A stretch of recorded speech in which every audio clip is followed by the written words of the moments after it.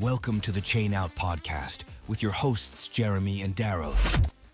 Hey, here we are. Did That'd you be miss me and us? Yeah, that's us. Yeah. Yeah, I wonder if you missed us since last week. It's season 2, episode 63. I'm Jeremy. This amazing and super good looking guy beside me is your favorite co-host, Daryl. How's it going, pal? Anybody sitting on that side of you? No.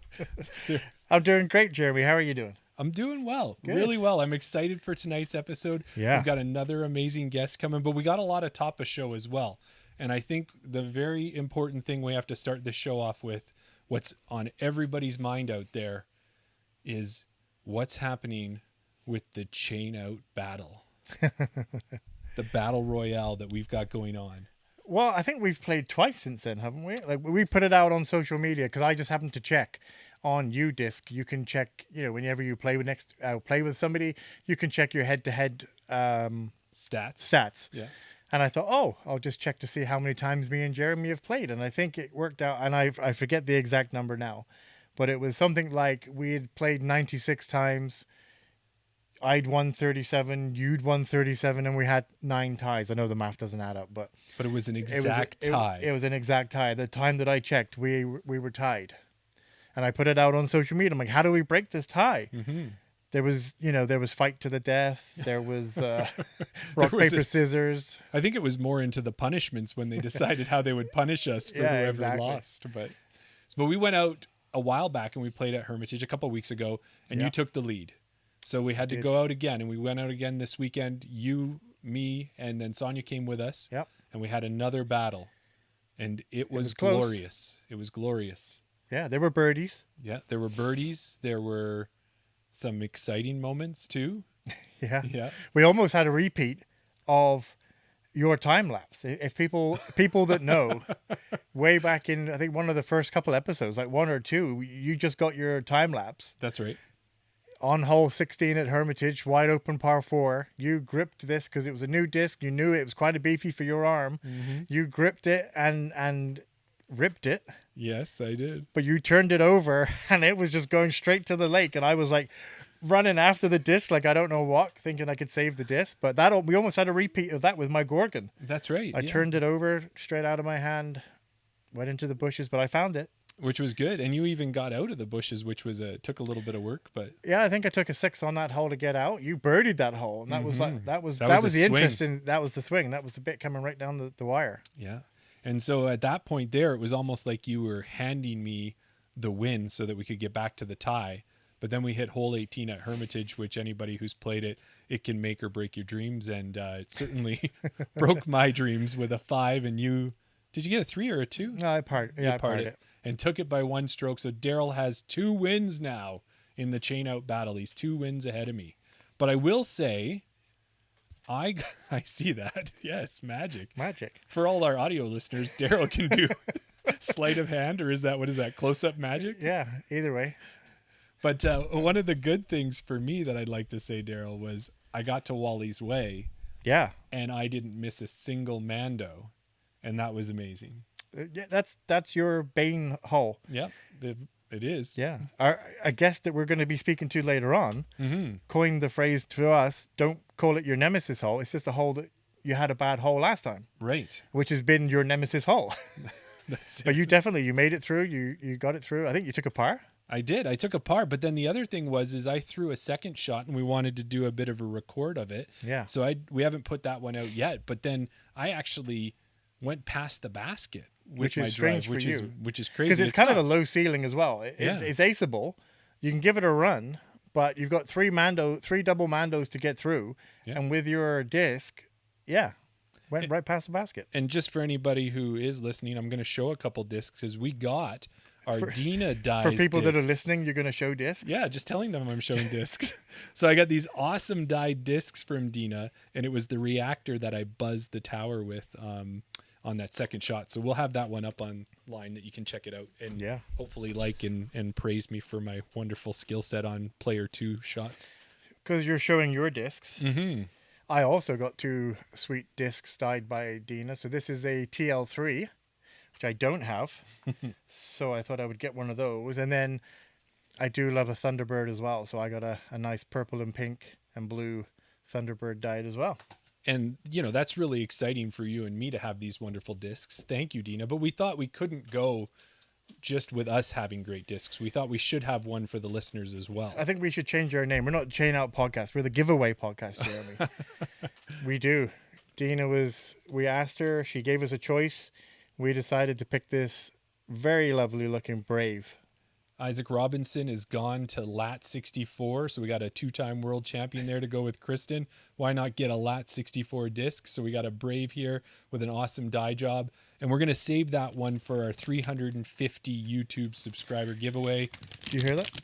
It's still in the plastic. Still in the plastic, yeah. So we've got 332 subscribers. Keep pushing it. Tell your friends. Let's get some subscriptions and get that going. And now, speaking of giveaways, yeah, when we had Lane Moself on the show, he had 5 Prodigy discs that he was giving away. He was so gracious to donate them to us. We had tons of great activity on that post, and we thank everyone for that. And we need you to buckle in for a minute, because we did the draws, and as we said, what was going to happen is you could enter as many times as you want, but once you won once, was that hard for you to figure out? We're not doing that again. No, it's easy from my side. I mean, it's good. It got attention. Yeah. We had a lot of people commenting and a lot of people tagged in the posts. And I would just like to say, yes, I want to, the 2 people, we had over 130 comments on that clip. Okay. There was 2 people. I'm not going to call you out. You know who you are. Yeah. Didn't think that I would go and check to make sure that they followed the rules. There was 2 people that didn't follow Moself Design and Prodigy. They just entered multiple times. They didn't follow the rules. So you cut them out? I checked. They didn't get it. They didn't get into the draw. So stick out your hands. There you go. A little slap on the back of your wrist for you. Well, I will tell you, if you're not anything but if adhering to the rules. Yes, exactly. And that's a good thing. So before we run this video, it's 2 minutes. It's going to show you 5 winners really quick. I'm going to be playing air guitar the whole time. Hopefully you are too. Let's roll that so everyone can see and get excited. Look out for your names.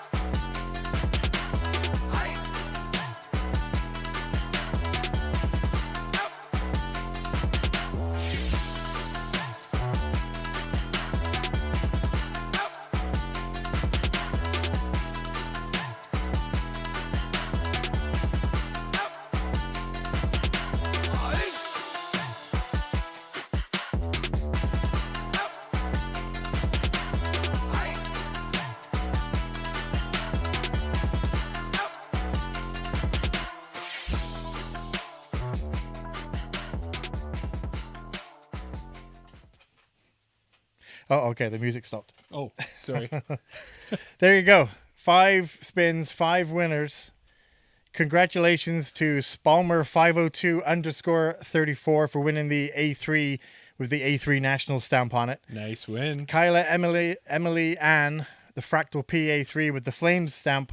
Yeah, you can have it. Ryder Amelia, a Fractal PA3 with the Canuck stamp. Yeah, well, you can take the team off, can't you? Yeah, and have a you great could take disc that. anyways. Yeah, KK Disc Golf _193969 won the Color Glow PA3, and Canada's own, BC's own, I believe, Shoe Shop Slinger, who won the A5 Ultra Soft. So thanks again to Lane for donating those discs to the show, and congrats to all the winners. Absolutely. Yeah, we love to do that. The more support you guys give us, the more we can Stay tuned. give away. We like giveaways. Yeah, and other ways that you can get deals by being a fan of Chain Out is you can go to Cardinal Disc Golf and use the code Chain Out, and you'll get 10% off your purchase. We still got 2 discs to give away for the first 2 people to use our code. We've got a Vanish and a Reactor. And then the other thing with that is a Reactor, right? I always forget on that Vanish and Reactor. one. Okay. And the other thing we'll have to do is we'll have to check with Kevin and Lane to see if anyone's used our code. We haven't done that yet. Yeah, so we haven't done we'll have that. to check that We out. might have 2 winners. And not only that, we have a new code for you as well. We do. This is exciting. Yeah, we had Jen and Craig Snow from Goat Towel on not that long ago, and they appreciate us as much as we appreciate them. And so they've given us a code, and that one is COP15. Yeah. So I was wondering, Daryl, we talked about this before. We don't get to name the listeners. The listeners get to name themselves. Yeah. Do you think they want to be called the Cops? They can be whatever they want. I still say chain links. Yeah. Well, maybe they'll. Oh no, the chain gang. That's what it was. You guys can fill up the comments if you have an idea that you want to be called. But there's another way for you guys to save with Chain Out. So COP15 for 15% off at thegoattowel.com. Yeah, check out Chantal Badinsky's new towel is pretty awesome. Daryl's got Thomas that. has got a new towel out as well Thomas? now. Yeah. Yeah. And then I know not Canadian, but still an awesome person, awesome player. Emily Weatherman has a really cool rainbow Tyrannosaurus Rex dinosaur one. Yeah. That's going to end up on my back. Colton Montgomery, he's on Team Goat Towel. And there's a few other Canadians on the team, which now their names are evading me. All right. And we got to end this top of show because we got a guest we got to interview, right, Daryl? Well, we'll see. We'll get there. Let me just double check. Yeah. So after the Chain Out podcast episode, we're going to have our Around the Basket episode, which will be live on Patreon. Tonight, we kind of maybe shocked and surprised some of you guys because we have Colleen McInnes, FPO player, joining us tonight. And we're going to talk a little bit about FPO layouts. I got another round of Jeopardy for you. Yeah. Did you enjoy that last time? It was good. I enjoyed it. Yeah. Yeah. If you didn't get a chance to, if you don't know what we're talking about, go back.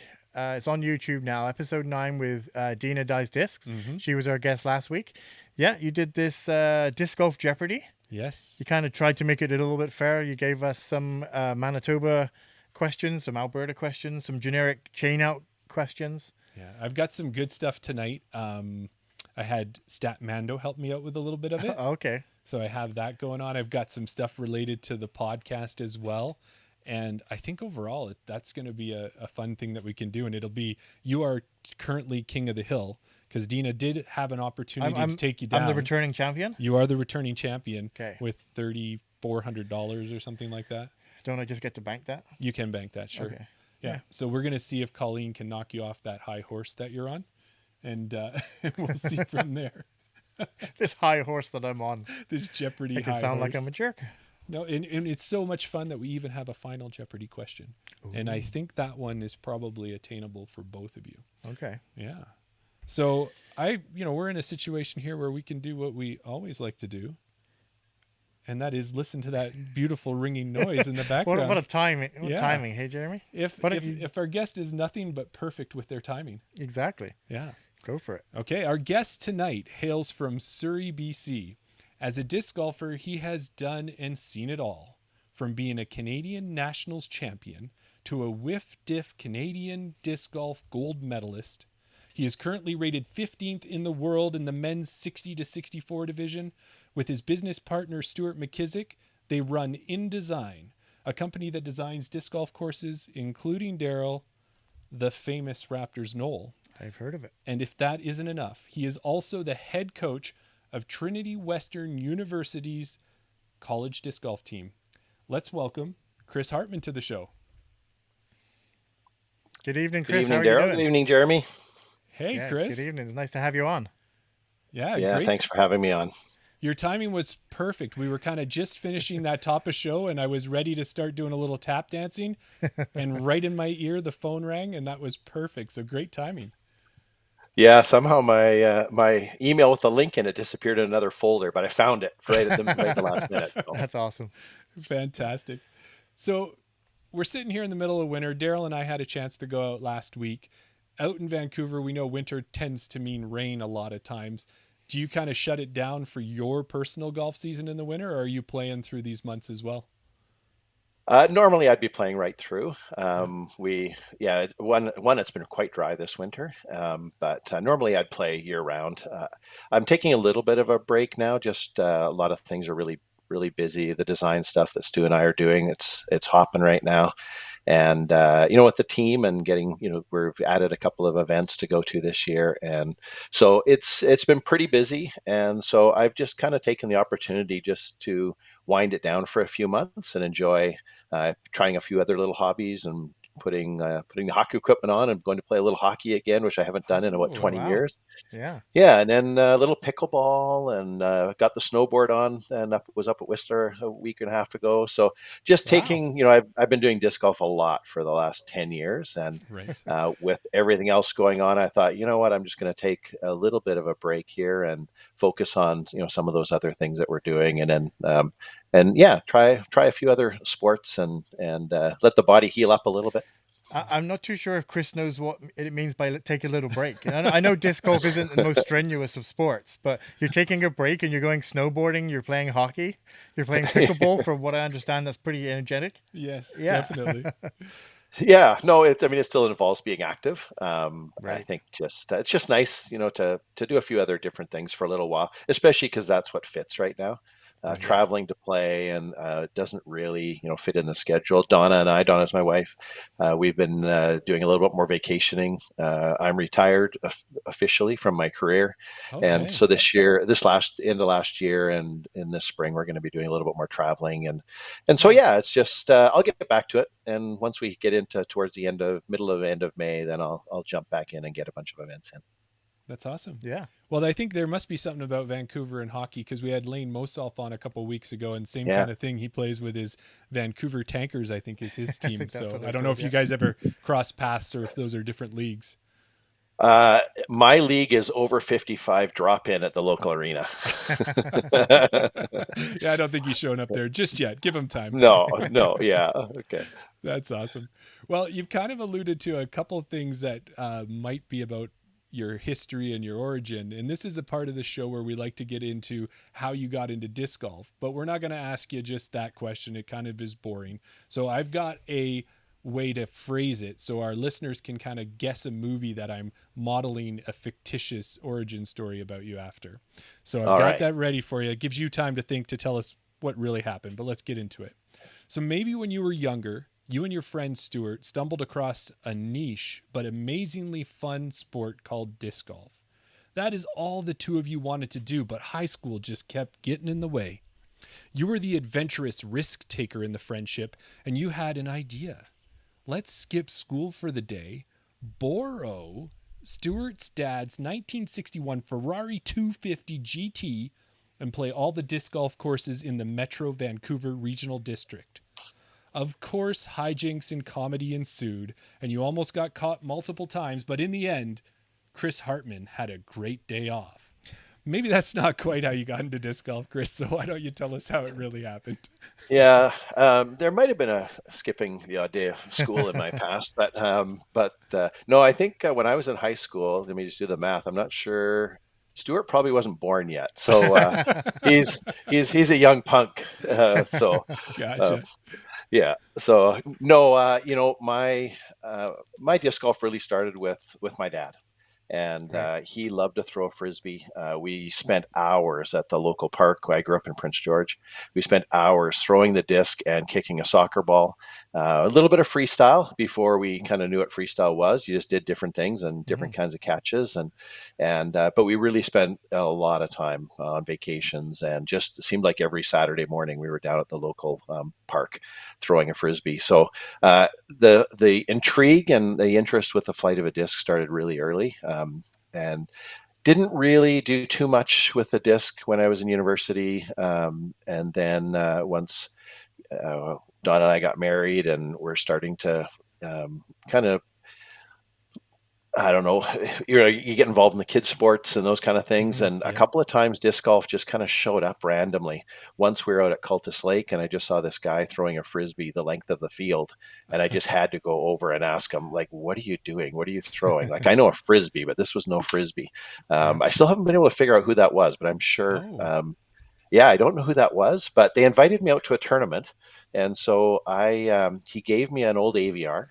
okay. And so I went to a tournament, and I think there were two of us in my division. So I ended up winning that in a playoff. It was close, and I Nice. won three more discs. And I remember one of them was a Cyclone, and I can't remember what the other two were. But so that was kind of an introduction. Yeah. Didn't really play at all again. It just kind of other things going on in life, and so then we went over to Pender Island once, and I won't get into Ooh. the backstory on that because it was a bit of a fluke thing. I was pretending to go over there to look for a place to build a cottage, and I phoned a realtor. I read that you just phone a realtor and tell them, "Hey, you're thinking about getting a place, and you get the best tour. You learn about everything about the island, and you at least get a really good tour, and the person drives you around." Yeah. So I did that. I went to Pender Island because I hadn't been there before, and the realtor had lined up 10 different lots for me to look at. And it was absolutely torrential downpour that day. It was one of the Oh, wettest days on record. wow. And I lost my very first cell phone there. Okay. And yeah, climbing over logs. But the very first lot he took me to, we walked up there was just a little skidder track that went up to the lot. And the very first lot that I looked at, something in me just kind of clicked, and there was this rock, like this big boulder mound, and somehow I could just picture a cottage sitting on top of that. And Yeah. I went home. My wife didn't know I was doing this, and so I came home and I said to Donna, I said, okay, just listen for a bit, and I think we should buy this lot. And so we had a little bit of a discussion, and I said, but if we are going to, we need to go to next on the weekend and put an offer in, Yeah. because they were really selling fast. And I remember there were 51 lots that were on the market, and there were Okay. offers written on 37. Wow. So Wow. I said, we need to go fast. So she said, okay. And one of the things I remind her of, she said, okay, but this is your project. And so we went over there and spent 3 summers and winters building our place there. And it just happened to be approximately 3-4 blocks away from the Pender Island Disc Golf Course. So of course you start playing there and you get to know the locals. And I was involved pretty heavily in coaching volleyball at the time. And once my younger son was finished that in high school and in club, then I thought, what else am I going to do? And I thought, hey, this disc golf thing is pretty fun, and there's some tournaments, and it sounds like fun. And I've always been competitive with lots of different sports. And that from then on, it was, you get 5-6 more discs. And like I say, I haven't really Yeah. stopped since like the last couple of months, just taking a little break. So that was about 11 years ago. Right. Oh, wow. One thing we always like to, well, at least I always like to know, when people talk about their first disc they got, the AVR, the Cyclone. Do you still have them? I still have the AVR. Yeah. And Wow. Wow. yeah, I still have it. It's over at the cottage. Right. It used to be in our bag that when guests would come and stay, they could just Yeah. grab something out of the bag. But I've recently kind of pulled it out and put it aside. Yeah. And there was another disc, and I don't really know the background of it. I just remembered it was another putter type disc, an APX, Okay. and it had a Okay. tie-dye top to it. And somebody once told me that had a little bit of value. I mean, it's pretty beat up from playing at Pender because it's all sharp rocks. But that was one of the other early discs that I had. Yeah. Oh, Wow. Normally, Yeah, those first discs end up in a lake somewhere. They know where the disc is. It's at the bottom of a lake on an island on a course that they yeah, have. yeah. Yeah, but that's I amazing that can you still have remember. it. Yeah, I can remember the disc that I played at Pender. My favorite disc, and the one I threw on almost every single hole, was a Star Valkyrie. Okay. okay. And if anybody who's played Pender knows, it's not really a Valkyrie course, but when you play with the same disc over and over for years on end, you kind of feel like it's your favorite disc. And Yeah. and then one day, one of the guys over there, Alex Fraser, Mm. when I played a little tournament over there, and one day I was playing with him, and he said, Chris, I've been meaning to tell you this, but you need to start throwing a putter on these holes, not a Valkyrie. So that was my first little bit of coaching. And so thanks, Alex. That was a very good piece of advice. Nice. Well, and when you went over to Pender Island and there were these 51 lots that were there, and then it went down to 37. So now you've got a few left to pick from. Was that kind of your intention? Did you already know there was a disc golf course on the island? And were you just conveniently this beautiful lot was the closest one to the course?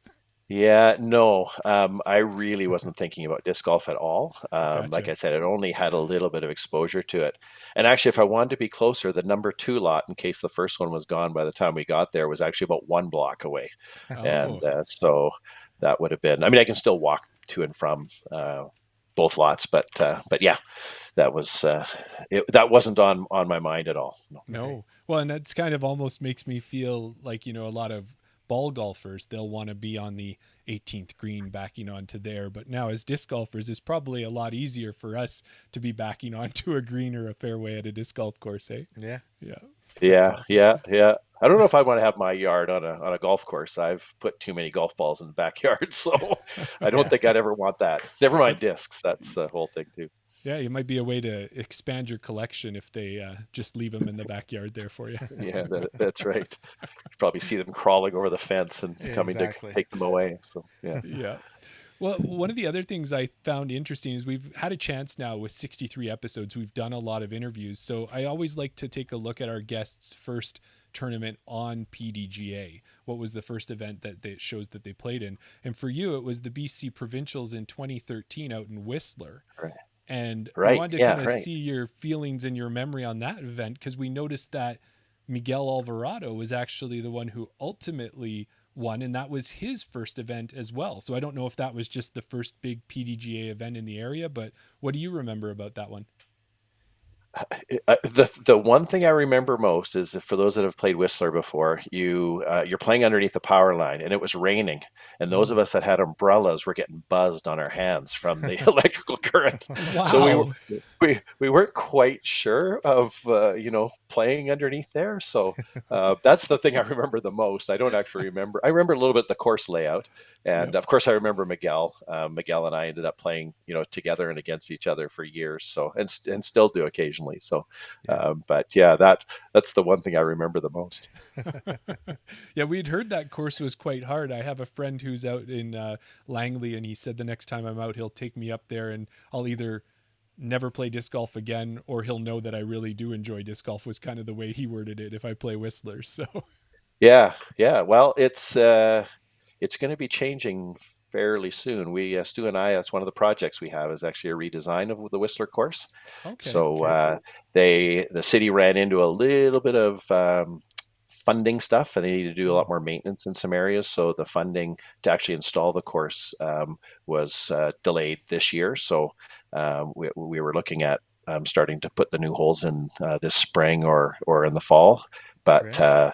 The finance people at the resort municipality of Whistler had other ideas on what the priorities were. So we're just hanging in there with them, and hopefully we'll still have the opportunity to um, take that course. We've done a bunch of the routing work already, Okay. Great. and we've got some pretty good ideas. And there's 2 or 3 different options that were still on the table. They asked us to do 3 different kind of scenarios, and so Great. we gave them that back, and we're just kind of waiting for budget and stuff to see which direction we go.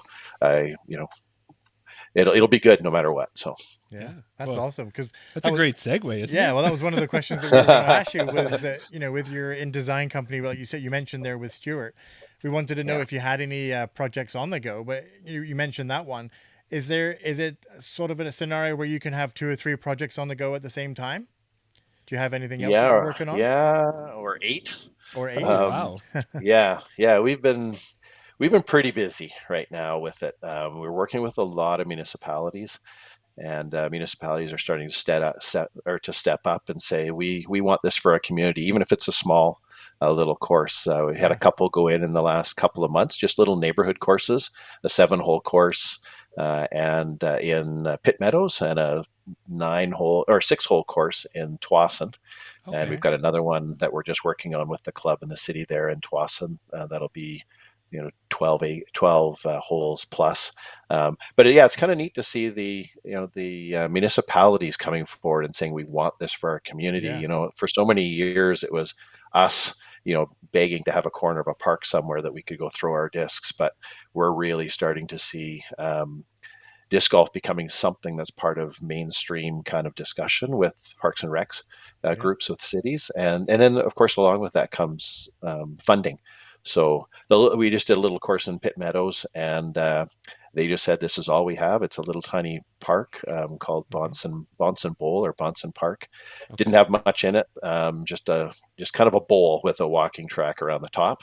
And they said, what can we do with it? And in the end, we ended up working with the city and helped them find a way to get at basically no cost, about 800 loads of fill, and with excavators and stuff, and building berms and kind of raised gardens and raised greens, just 7 holes. And then they're going to be planting a bunch of trees in the spring. Wow. And we've got a nice little neighborhood course there that the city was willing to not just say, let's put some baskets in the ground, but what can we do? What can we do to make this a special little park? And so it's busy already. It's a little muddy because of all the fill that came in. It hasn't quite had the opportunity to pack down yet, and there's a couple of drainage issues that need to be worked out. But lots of people are playing it, and a real fun course for beginners and just getting out socially and throwing a few discs around. So yeah. In terms of other ones, we've done a redesign of Bowen Park in Nanaimo, and that's going to be installed in the fall. That's the schedule for that. And Whistler, I mentioned, we're really excited about one that we're involved with. Stu and I are going to be over there on Friday and Saturday with a local new club and with some of the city people. On Friday and Saturday, we're just probably might even get close to finishing cutting out all the fairways. It's going to be an 18-hole, 3-tee pad, top, a lot through the woods. So basically on a scale of Raptor's Knoll, but much more through the woods.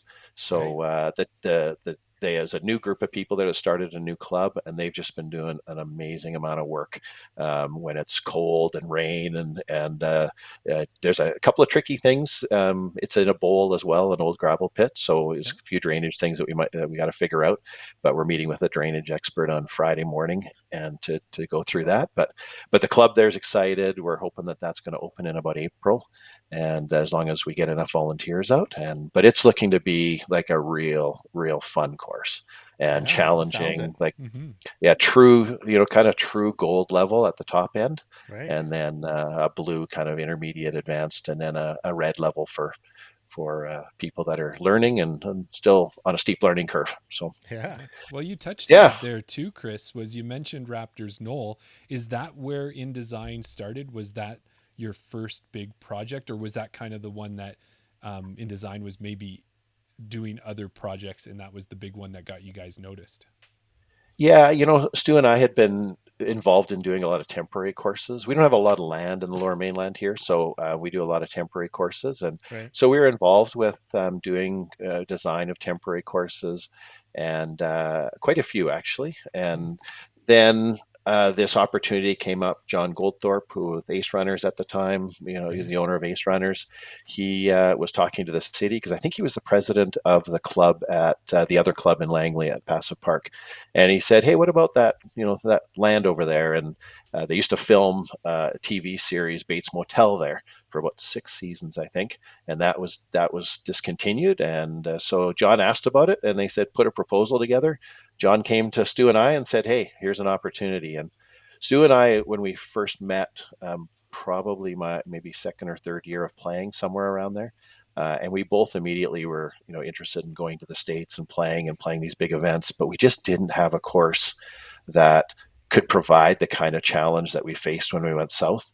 And so we talked for years about, man, if we ever get the chance, we gotta do something that will make us better players and will help people learn to throw far with a bit of precision, and something that will really benefit the disc golf community. We were kind of thinking of ourselves at that point, but when John brought this together, and said, hey, here's the opportunity, we were just like, okay, here it is. Here's our chance. And I think that kind of solidified, us working together in that kind of an intense kind of a project. Like when you get a project like that, we really feel pressure to do the best with it. Yes. And so you spend a lot of time. We spent a lot of time talking about every single one of those holes out there, and through those discussions, you learn about what each other's thinking, and that you've got complementary thoughts and skills that go together. Then it just seemed to work. And so yeah, then I had a chance to work on a little course in Blaine. Okay. It's actually the closest course to my house here. It's Great. just about 1 minute across the border. And so I Oh, had a chance to work with a guy, Randy Newton, and I was part of the disc golf club down there. And they knew we were doing a little bit of work up here and with pop-ups. And so the club there asked if I'd be interested in working with Randy on designing that little course. So I had that one going as it was kind of leading into the Raptors experience, and then from then it just went on. So all right. Yeah. Well, that's awesome. Well, yeah. we want to jump to the college disc golf, but I have one more kind of course design question for you. Okay. Have you guys done any courses in Alberta, or have you ever kind of started to pursue that? Are you ever coming our way? No, we haven't done any in Alberta. We've had a couple of inquiries from Alberta, and I think we were part of a bid on one in northern Alberta. We didn't. We were with a landscape architect firm and civil engineering firm on that one, so we were just one part of a much bigger project. And Daryl Banks, actually in Ontario, he was part of the crew that got that one, so he's done that Okay. one. That's the That might Yeah. be Fort Fort So McMurray. McMurray, I think. Oh, Yeah. Fort McMurray. yeah, Yeah, yeah. Yeah, Fort McMurray. Yeah. yeah. Okay. Well, So that's the cool. last Well, the last thing I'll say about the yeah. design stuff is Stu and I are also within the next week we're also out on site for a second time of a brand new course that we should be Oh, able to post some pictures on early next week, and so that's Nice. pretty exciting. Another 18 hole, probably at least two sets of tee pads. And then probably have another one that's just kind of bubbling right now, that Wow. an 18 hole course, a couple of tee pads, but probably maybe not announced for a little while yet. But That's lots of awesome. stuff bubbling, and it's keeping us really busy. So, Yeah. but so, but it's fun, right? It's fun, Absolutely. and yeah. we've worked with probably a dozen municipalities like on contract now, and you really start to learn how the municipalities work, although they're very different. You start to learn how they work, and you start to work with environmental consultant firms, and it's forced us to become like a legitimate company, with our own liability insurance and Right. WorkSafe or WCB coverage and all those Right. kinds of things. So, but we just continue to learn, and sometimes you go in and you're finding yourself you're doing consulting and providing advice on stuff that's more than just a disc golf course design. So that's part of the fun, is learning and building those relationships, and it just Yeah. seems to be growing from that. Yeah. Yeah. Well, That's we'll awesome. encourage all the municipalities listening, all of the private landowners listening, all of the clubs listening, going, hey, I like the sound of what this Chris guy is talking about. Yeah. Go check out the InDesign website. You guys got a contact page Mhm. on there and a tab, and then people can reach out to you and get in the queue to have a amazing Yeah. course Sure. design for them. Yeah, maybe give us a couple weeks. There you go. All Yeah. right. Well, let's roll ourselves into college disc golf, because I think I was telling you there in Excellent. the emails is that I've got questions upon questions, and we'll see how many of them we can get through. But starting Yeah. out, I just want to say we know that college disc golf has been at universities and colleges in the U.S. for a number of years now. It's kind of been a thing down there. But tell us about where Canadian college disc golf is now, and how long has it actually been around in Canada? Yeah, well, it's not a big story. It's not a long story. But it does start I think about 10 years ago. Kevin King, who I think's been on your show, Yes. he was involved with the University of Lethbridge, and they were the first ones to take a team and actually compete in a college disc golf event. And they went down to Portland and played, or near Portland, and played down at Milo McIver as part of Okay. the Oregon regional. And so that was the first team that Great. actually moved into that formal college disc golf realm. Okay. Uh, Nothing really happened. I don't know the story about that was just kind of a one shot thing. Obviously, you had some people who were interested and willing to pay some money and go do it. So Yeah.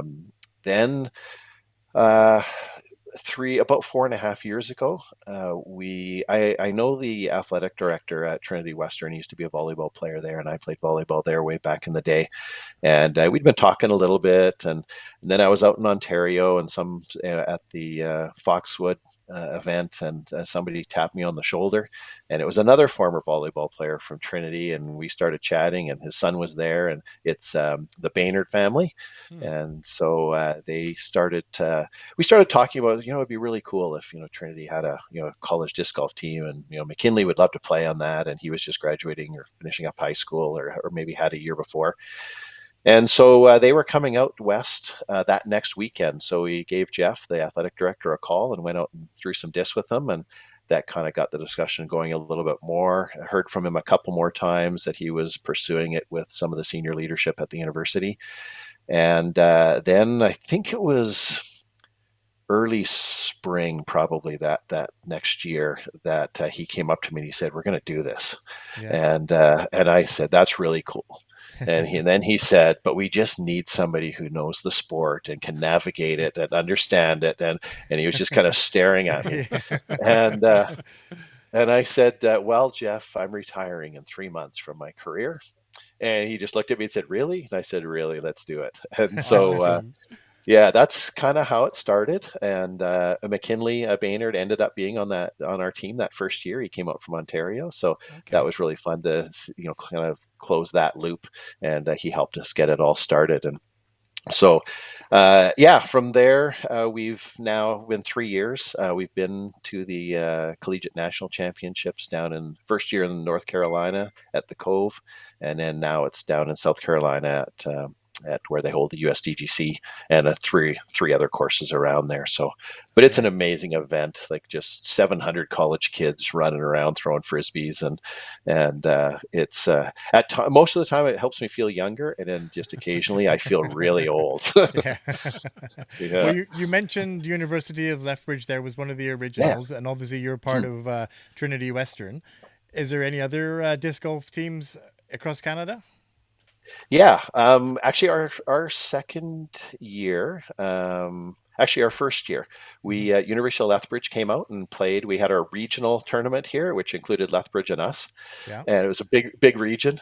And so Brett Wells was part of the Lethbridge team at Cool. that time, and so he got a team together, and we came out, and we had a 2 days of competition scheduled. The Saturday night in between, it snowed about a foot.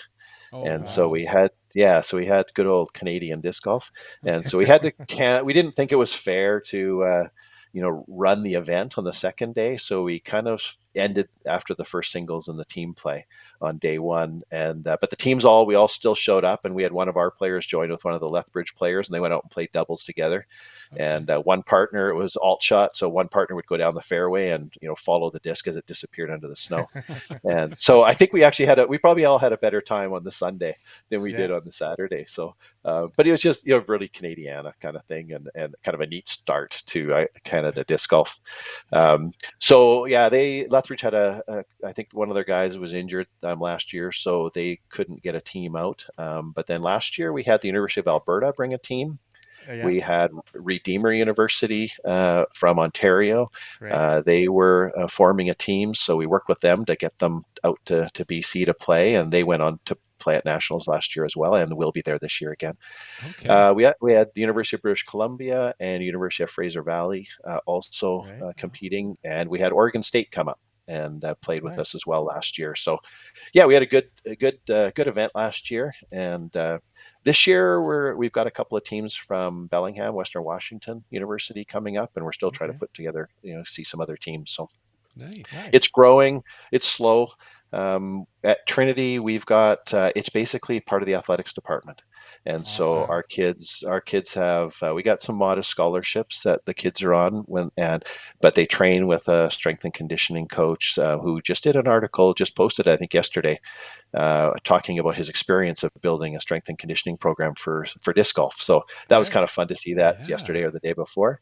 But they get access to all the training staff. If they've got a little bit of symptoms in their arm, they can immediately go in and see a physical therapist, and Wow. and everything, like the trips, like when we go to South Carolina and stuff, they don't pay for any of it. It's all covered by our athletics department. So unfortunately, there are a few schools in the States that are in a similar situation, but a lot of them are clubs. And so the students, kind of have to put some of their own money together. And when we're way out here, it's awfully tough to get to South Carolina, and the cost. Because even in Washington State, and there's not much disc golf. Like, it's Western Washington this year. It's the first year I think there's been a team for quite a while coming from Washington. So we're excited about that.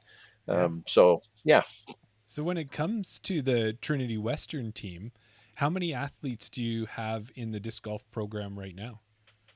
We have 9 this year. We have a women's team is a team of 2. So we have 2 teams of women's players, and then a guys team consists of 4 players. And when they play their team event, it's 4. And so we have 1 full team, and we have 1 extra player that we have part of the team. So 9 in total. 5 guys and 4 girls. Yeah, that's awesome. Well, we have a player out here. This is maybe a good spot to insert it. We have a player out here that affectionately is known as Uncle Steve, and we just thought that was it. It was Uncle Steve, and we all called him that, and he was always great to play. He is always great to play with. But he reached out to us, and apparently he truly is an uncle, and it's Uncle Steve Newman, and he wanted to say a shout out to his actual nieces, Verity and Zion White, who I believe are on awesome. the team. Yeah, absolutely. Yeah. That's their first year on the team this year, and they're both doing really well.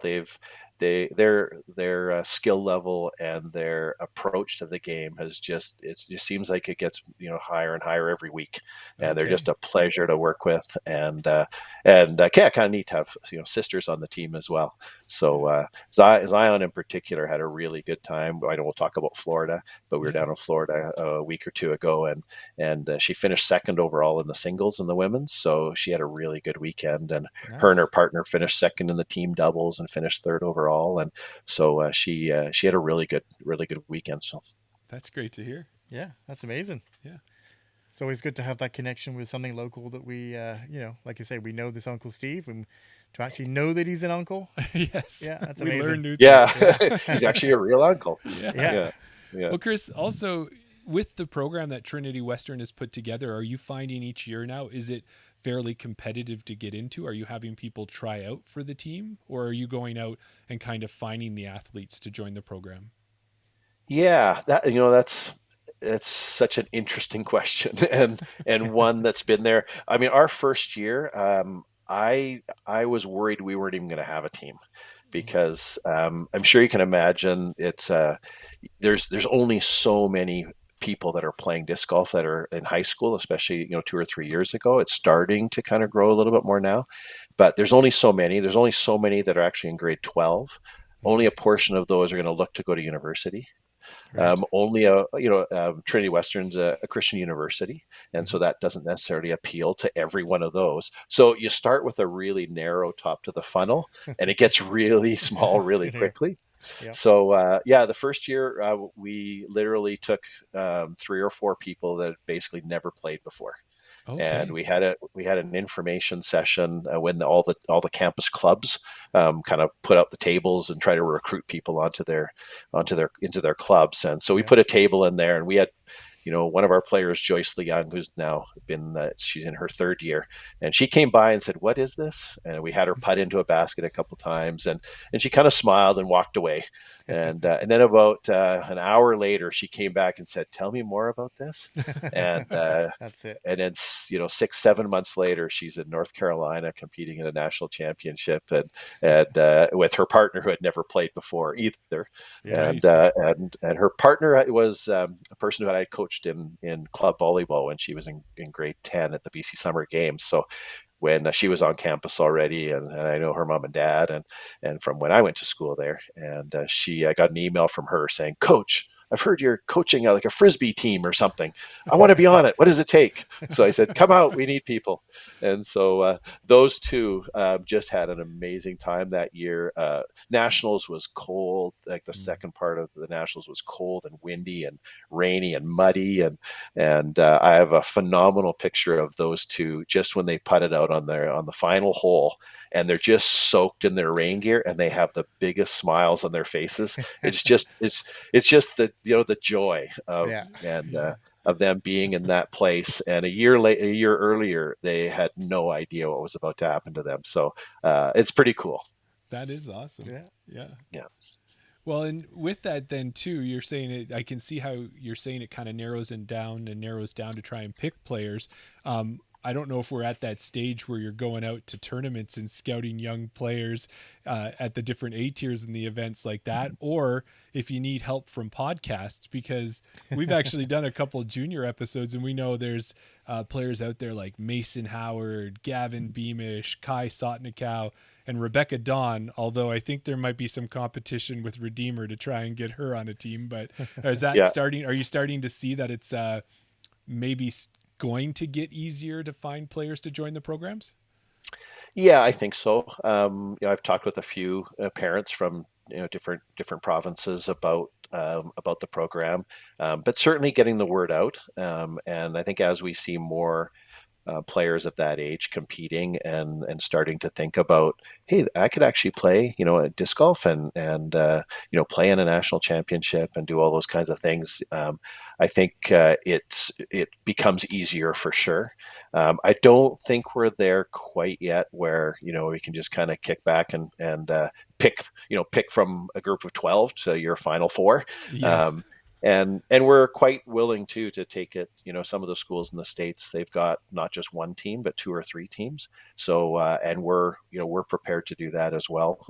And so at this point, having people who are interested in playing and coming out, there's a pretty good chance that you'd be on the team if you wanted to. So Yeah. we're still in a pretty steep, I wouldn't say steep. We're still in a growing state, but it's a pretty moderate, curve in terms of the growth, just for those different reasons. But we're hoping that it'll pick up, and it's just a wonderful experience, working with these players. And when you go to university, you've got an instant group of people to hang out with, and they're all great, all great kids. So. But getting the word out, and there's probably a lot of them still that don't know that it's about that even exists. So getting the word out in any way possible. Disc golf's a little different, like other sports, like in hockey, where you have to go and watch, someone play a few games to really understand. We've got this great thing called the rating system, and so.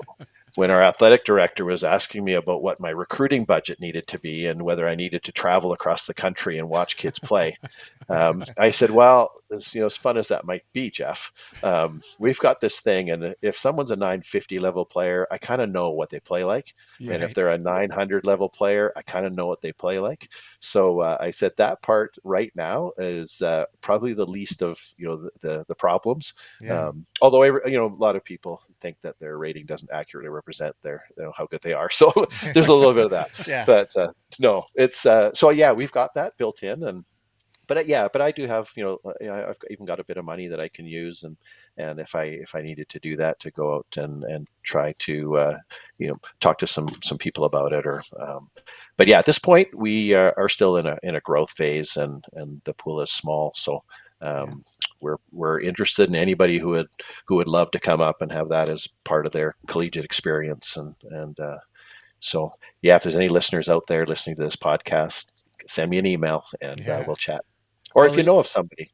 Yeah. Well, and if you are struggling at all with it and you're looking for some mid-40s continuing education students, we might know a couple who could help out the team for a little bit.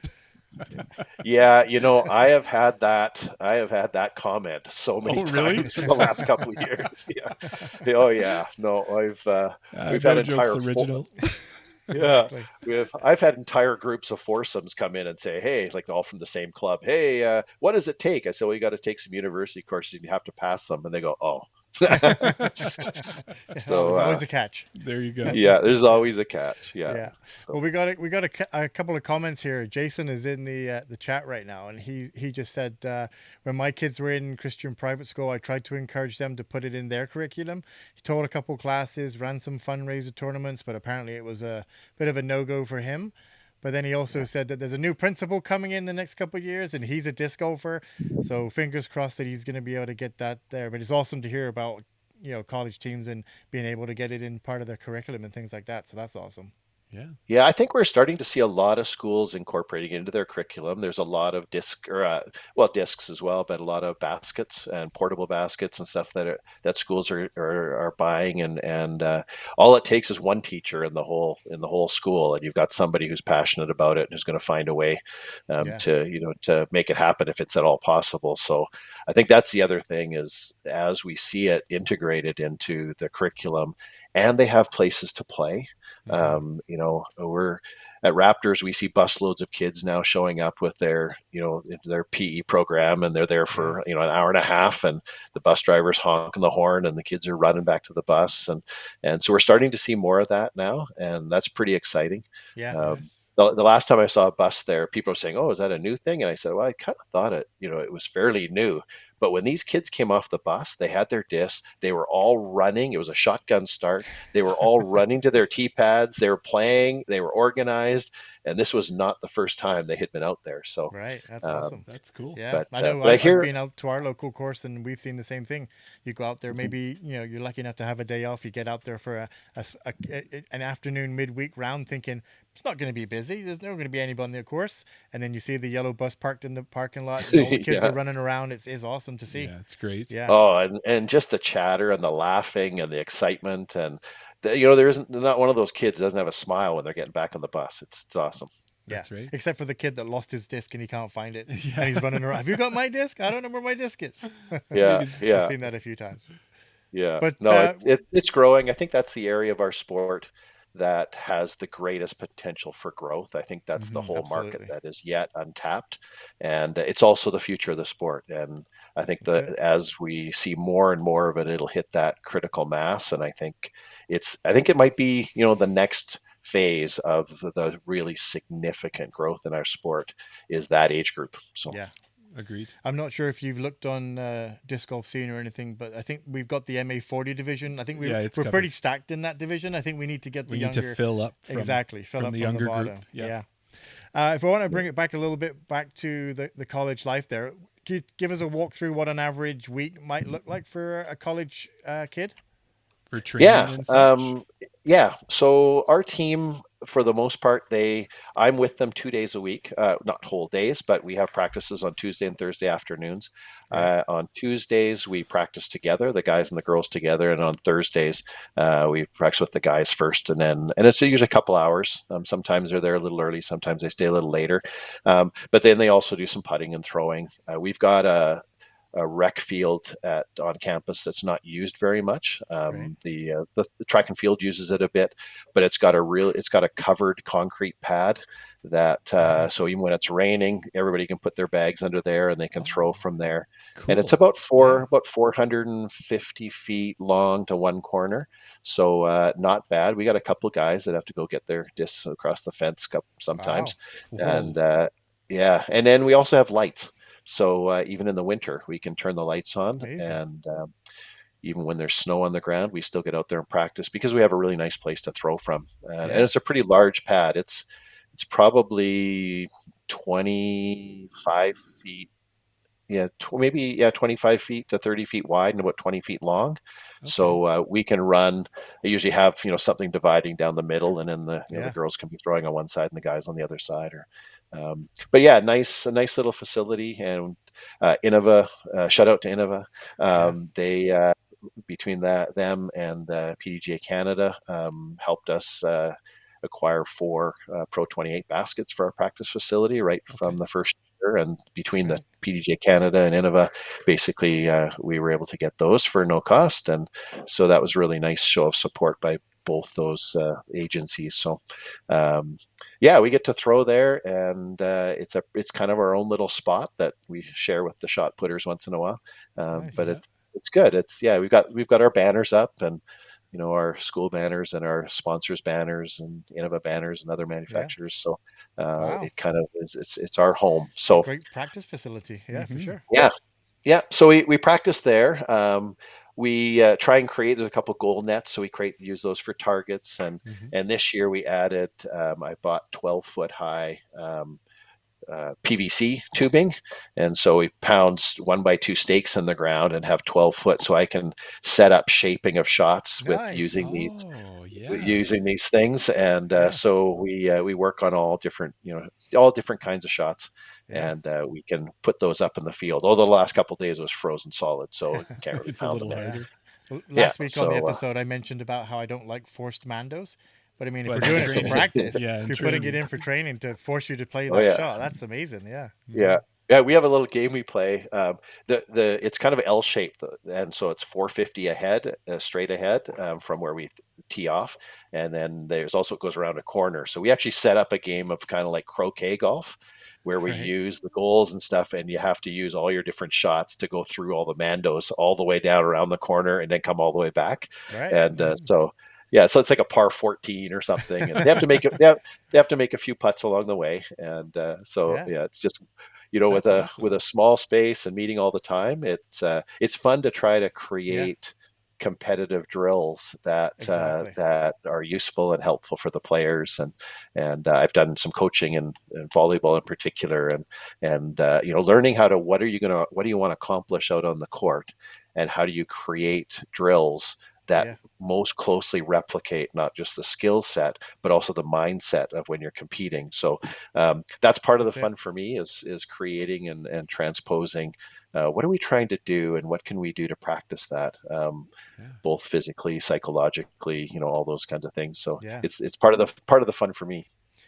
I think that's something amazing that you've achieved there because I always think about sports where it's so repetitive. Like, just say, for example, like tennis. Like, if you had to go in and work on your tennis, you have to work on your serve.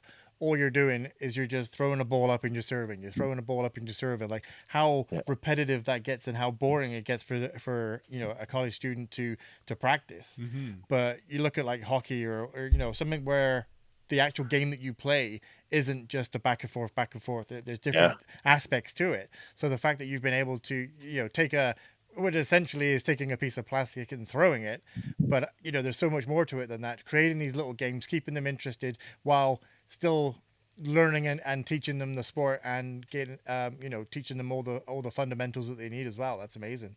yeah, Yeah. yeah.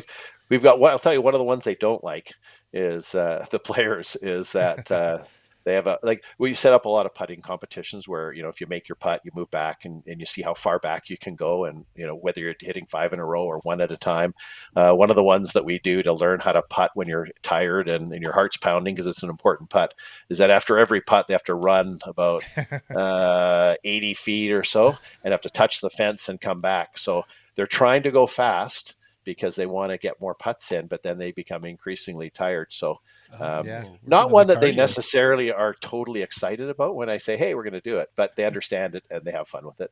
Yeah. And I'll tell you about another one that is fun since because I Sure. think it's an area of our sport that's not really developed. I mean, I tried to Google, drills for disc golf teams and stuff. There's just nothing. Yeah. So, maybe this is a fun one that maybe people at home can try. And it's kind of a version of a volleyball drill that we came up with when I was coaching back at Western Washington University in Bellingham, and it's kind of a little point, big point, and so you set up a target area. Maybe it's a 15 foot radius circle, and you're throwing from three or four different distances, or maybe you're throwing four or five from all distances. And if you get all five in the circle, it gives you one chance to putt. And Oh, so you're first of all, you're focusing on really trying to be precise on your upshots. And you Right. can throw forehands, like you can then change it up, right? You can Yeah. make it all so it's all patent pending shots, or it's all forehands, it's all hyzers, it's all whatever, Yeah. tomahawks. So so once they do that and they make five in a row or three in a row, whatever's set up, then they go and they have one chance to putt. And if they make okay. their putt, they get to move back, but then they go back to that station and have to hit that five times in a row. And it's like you're Mm. working really hard to get the chance to make a putt. And Right. so there's so much more pressure added to that putt. And it creates a little bit more of an internal feeling like I've got to make this one putt instead of just standing there and firing, 30 in a row at the basket. Yeah. Mhm. You're trying to replicate what it feels like when you're putting under pressure, Yeah. and that you've worked hard to get. Like when you get a putt that's 15, 20 feet or 25 feet out, you've done some things to get there, and you want to finish it off. Yeah. And Yeah. so that's one of the drills that we've done every once in a while, and it's just a way of trying to combine the psychological side of putting together with the mechanics. Yeah, that's awesome. That is really cool. So I really like these drills and stuff. And I'm one of the people who goes out and does field work in the summer. So you've given me Yeah, some great ideas to help up that game as well. But great. a question I've got for you is that we're starting to see technology come into disc golf in the form of the tech disc and also in virtual disc golf, kind of like virtual golf. Have you used any of that, or do you see that impacting how you coach in the future? Yeah, we purchased a tech disc last year, and so we've used that some. We've done some training indoors with the tech disc, just trying to work at release angles and nose angles and some of those things, and of course curiosity about how hard people throw. That seems to be the most important thing, is how Who's got the fast biggest is the number? disc? Yeah, Yeah. yeah. Doesn't matter that it's at a 30-degree nose angle. It doesn't matter as long as it's hard. Yeah. But we've had some discussions about that, and I'm, as a coach, I'm not a coach that believes that everybody should be mechanically the same. I think we're all our bodies are different, and you look on the pro tour, and you have the top 4 players on the card, and if somebody were to turn out the lights and just do a silhouette of them, you would be able to tell which one was which, because they throw a little bit differently. So Right. I'm not a guy that gets too wrapped up in really specific, from the feet right through to the release. I'm not that kind of a coach. I think there's a place for, once players get to a certain level, that kind of fine tuning it can be really helpful. But I think at this point it's working with what the players largely are feeling comfortable with, but layering on top of that, it doesn't matter what somebody's technique looks like. There are a few things that happen during that throw that are exactly the same. And Okay. when you take 3 or 4 top pros that are throwing, yeah, it might all look different, but there's a certain thing that happens with Right. all of them that's the same.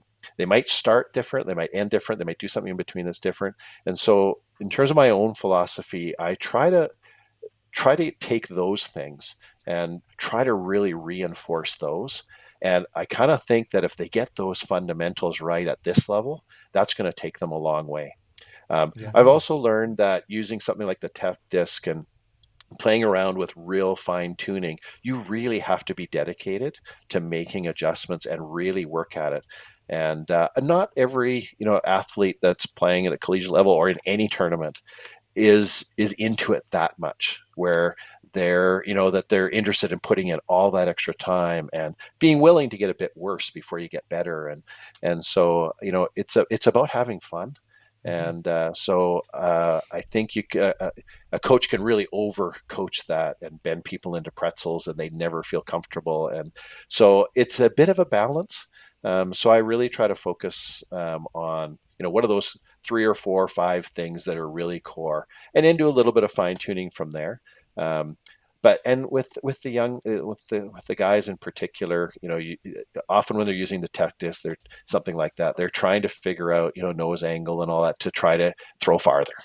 Right. And my one of the guys on the team, he and I were talking about the tech disc just this last week, and I said, if every one of us, all 4 players, 5 players on our team, spent the time necessary, and we all got 30 feet longer off our drives, what difference do you think that would make on our score at the end of a round?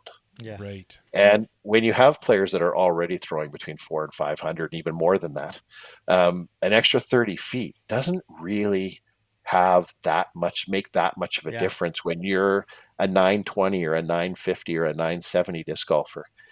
It's putting, and it's mostly up shots. Yeah. Yeah. And it's the approach shots when you miss your line on a par 3 or that second shot on a par 4.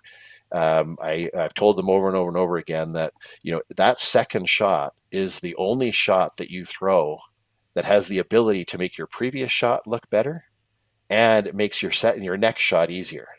Right. The other ones don't have that, and Yeah. yet that's the last thing that most people of that age, and most people, that's the last thing that people practice. Yeah. Nobody goes to do the field work and throws 170-foot up shots. Exactly. Yeah. I mean, I shouldn't say nobody. There's some people out there, Right. But but not what do you many. do when you go to the field? No, you're seeing how, if you can throw 3 feet farther than you did last time. Yeah. And so part of the coaching is I think also helping a group of people balance out their training and helping broaden their training so they're working on the full part of their game and not just thinking it's all about putting from 45 feet or throwing 430 feet instead of 410 feet. So Yes. Yeah. Well, so that's and part of the just kind of the philosophy of helping a team be successful. And one of our guys the other day, I hear this quite a bit, that we made 2 putts from 35 feet, but we missed like 3 from 38 feet. But if we could just make a couple of those. And so I said to them, I said, why do you guys keep throwing the disc 35 and 40 feet away from the basket? So it's like, oh, yeah, maybe we shouldn't be talking all the time about the 35-foot putts we missed. Maybe we should be talking about the shot before.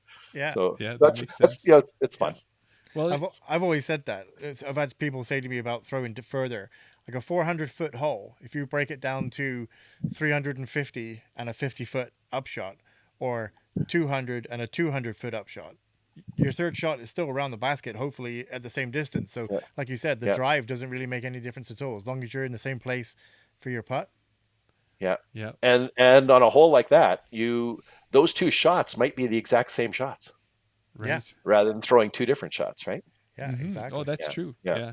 And Yeah. I think the other thing that people maybe forget is when you try to go for more distance, and if you start at a single point, as in the tee pad, and you start to move out, if your angle is slightly off for a shorter shot, it's going to maybe still be in the fairway. But if your angle is slightly off for a longer shot, the further you go, the further that line goes, and now you're in trouble. So great that you threw 470 or 500 feet, but if you're off the fairway in the middle of the woods, I'd rather take the 200-foot shots right up the middle. So, Right? so you're saying 200-foot straight is better than 350, 400 left? Yeah.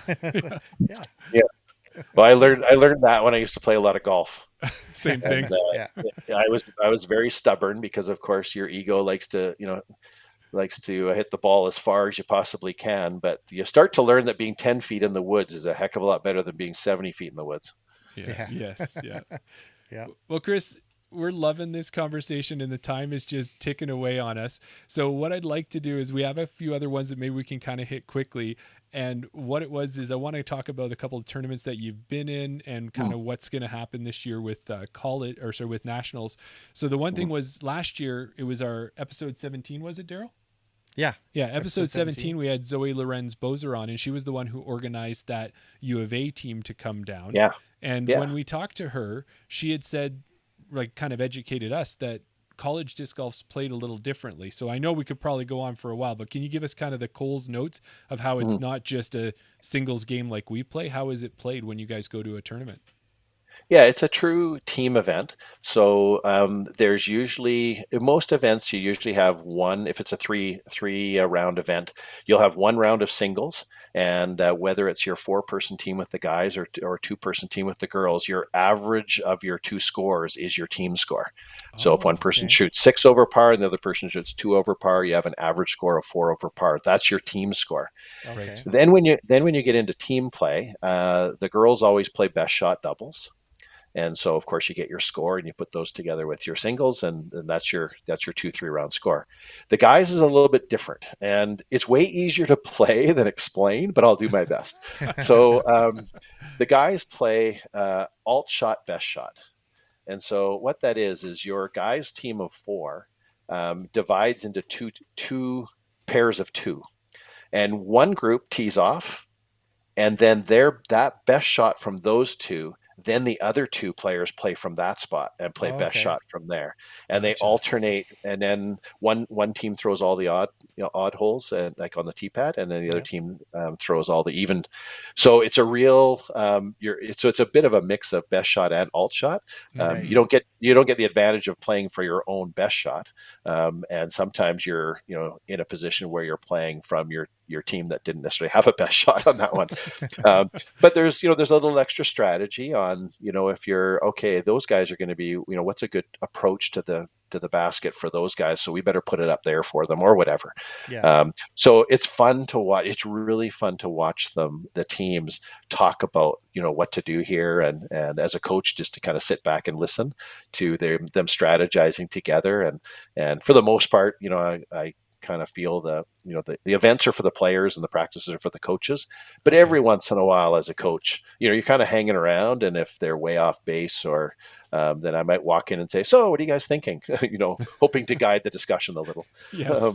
But yeah, it's fun. It's a fun format, and so you have a team of 4 on the same hole playing against another team of 4. Right. And so also you've for a lot of these guys, they've never played in front of that many people in their life. So because there's now 8 instead of 4.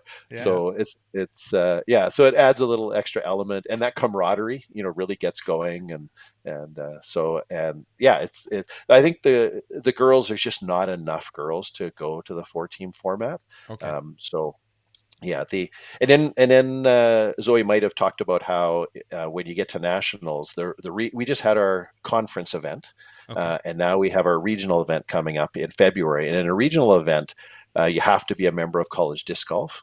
They just added the conference events this year, which I think is a great thing, where teams don't have to be members of College Disc Golf to participate. So I think that'll Okay. draw, because you have to become a member, and it requires PDGA membership, and it's about $100 and some US, which is a bit of a stumbling block for some students. Right. So when you go to the regional event, the girls all play in Division 1 when they go to nationals, so there's no Okay. real competing for spots. But the guys have Division 1, Division 2, and Division 3. And Okay. it's not, you're not a Division 1 school. Your school goes to the regional events to try to compete for a spot in Division 1, Division 2, or Division 3. So our little regional event out here, our winner gets one Division 1 spot and Yeah. 2 Division 2 spots. And if you don't Okay. make any of those, then you play Division 3 when you go to the national championships. Okay. So that's a big thing. Is I know for our guys, we've managed to get into Division 1 the first 2 years, and Right. we're hoping to find that opportunity to get in there again. So we go down and play. We have our event here, and then we also go down and play the regional qualifier down at Milo with the Oregon Collegiate League down there. So, Okay. and they have 2 Division 1 spots and 4 Division 2 spots at their event, Nice. because it's a bigger event. Yeah. Right. Well, why don't you touch on a little bit too, is that the girls had a chance to go down to Florida and play there, and that was at Paul Macbeth and Dylan Cease's course at Olympus. So tell us a Yeah. little bit about it and how Trinity Western did. I know you kind of touched on it earlier, but if you want to add a couple more points, let's do that now. Yeah, the players did really well. We've got a pretty good team this year. A couple of our girls are probably not back next year. Well, one isn't for sure. So heading into nationals, it was an opportunity to give them that experience of playing with some other top schools that were down there. There's no girls ever at the Oregon tournament, so the girls team don't go to that one. And Okay. so this was a year we had a fundraising. We have a fundraiser every fall, and so we took a little bit of that extra fundraising and planned another pretty big trip. But we raised some funds to help out with that. So yeah, we made the overnight flight down there. Got a half a practice round in, and the next day we're playing on a course that was set up pretty tough, I think, for the level of play. Yeah. There were some pretty high scores, and I'd say fair, but pretty tough. So yeah, I think the girls. I was just really proud of how they handled themselves, being playing against. Some of them hadn't played in that kind of an event before, and our number 1 girls team, Hannah Porter and Zion White, they finished 3rd overall, which was great. Awesome. And but they got to play with teams that were up near the top of the leaderboard at nationals last year. So really good experience. They, like I mentioned before, they did well in the team putting contest that there was. Zion got the closest to the pin. Nice. What else did they do? I don't know what else they did, but then they also did a champs versus chumps, where Okay. they would draw a team on each hole. They would draw a team, and so our team got drawn once, and so they got to play a hole going head to head with Zach Melton and Eric McCabe Right. and Really? what's his name?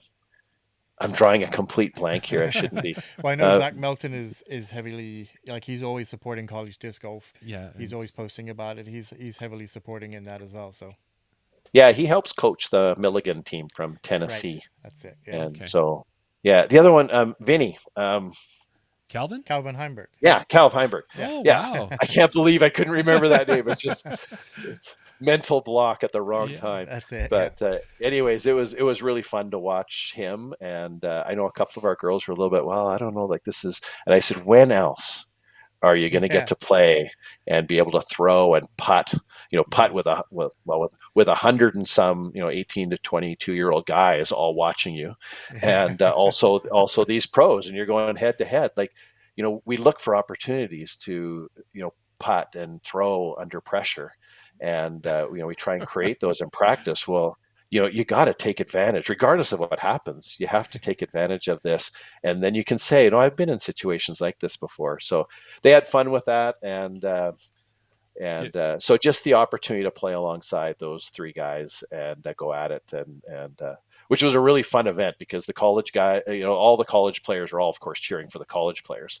So Yes. whenever the college players would win a hole or something, it was mayhem Pandemonium. out there. Yeah. Well, and It was pretty fun. as you're saying there, play under pressure, putting up against Calvin Heimberg, I don't think there is a higher pressure Yeah. situation. No matter which drill you work on, it's never going to be that much pressure, right? Yeah. No, so it was just a really good weekend. Really, was everything that we had hoped it would be going down there, and a good team, kind of building experience, and it was great. And we hope that we're able to continue to do some of those extra things every once in a while. Hopefully, we'll develop more of a women's scene up in Washington State and in BC, Western Canada, so we can have more of that of our own. But in the meantime, we'll want to take advantage of some of those events when we have a chance. But it was just really fun, and another overnight flight coming back, which wasn't expected to be, but delays, with the winter and snow heading down to Florida right after we left. Right. We got Yeah. some delays, so we got home a little late. But when you've had such a great weekend, it just doesn't feel that bad to be delayed a few hours here and there. It's amazing how that works. Well, and I would think too is, as you said, hopefully growing the women's sport up in that region.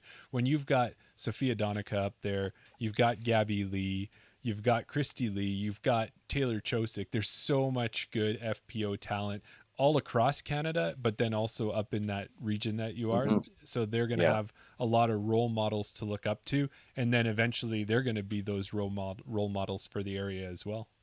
Yeah.